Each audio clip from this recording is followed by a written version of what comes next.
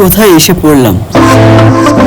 হ্যাঁ বন্ধুরা, তোমরা সব কেমন আছো? আশা করি তোমরা সব ভালোই আছো, আর আমিও ভালো আছি তোমাদের ভালোবাসায়। তো বন্ধুরা, ভিডিওটি খুব পুরনো, কিন্তু তোমাদের সাথে শেয়ার করবো না তা কখনো হয়? তো বন্ধুরা, আমরা যাচ্ছি বসিরহাট ঘোষবাড়ি। আমরা এসেছিলাম আন্দোলপোতা ভিডিও করতে, কিন্তু এখন যেতে হচ্ছে ঘোষবাড়ি। আমার পাশে এনাকে চেনেন তো? অবশ্যই চিনেছেন। হ্যাঁ, এই সেই আমিনুর ভাই। ফোন করে বললো এখনই আসতে হবে ঘোষবাড়ি, আর এমন ভাবে বললো যে না যেয়ে আর পারলাম না। তো কথা মতোই কাজ, চলে আসলাম ঘোষবাড়ি। তারপর বাইকটা পার্কিং করলাম। তো বন্ধুরা, এই হলো সকলের বাড়ি ঘোষবাড়ি। তো বন্ধুরা, এই যে লোকটা আমাকে নিয়ে যাচ্ছে, এটাই হলো আমাদের আমিনুর ভাই, আর ইনি হলেন মেহরাব।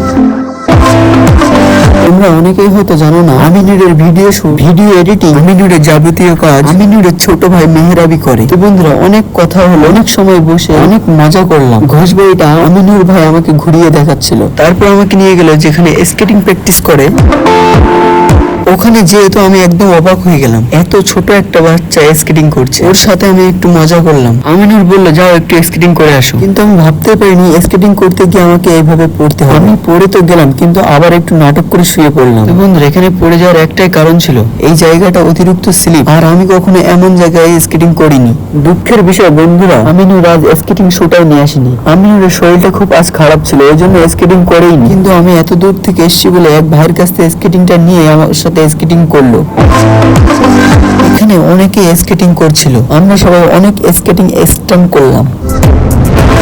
তারপর আমরা সবাই পুরো ঘোষবাড়িটা রাউন্ড দিলাম, অনেকগুলো গ্রুপ ফটো তোলা হলো। তো বন্ধুরা, অনেক রাত হলো এবং আমরা বাড়ি যাওয়ার জন্য তৈরি হলাম। তো আমিনুর ভাই অনেক রিকোয়েস্ট করছিল যে থাকার জন্য, কিন্তু কিছু আমি বলছিলাম যে আমাদের বাড়িতে যাওয়ার জন্য, কিন্তু মানব ভাইরা ব্যস্ত আছে বলছেন।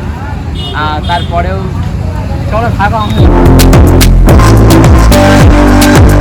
তো বন্ধুরা, আর কথা না বাড়িয়ে আমরা বেরিয়ে পড়লাম। বন্ধুরা, ভিডিওটি কেমন লাগলো অবশ্যই কমেন্ট করবে, আর আমিনুরকে যারা বনগাঁতে দেখতে চাও তারা অবশ্যই কমেন্ট করবে।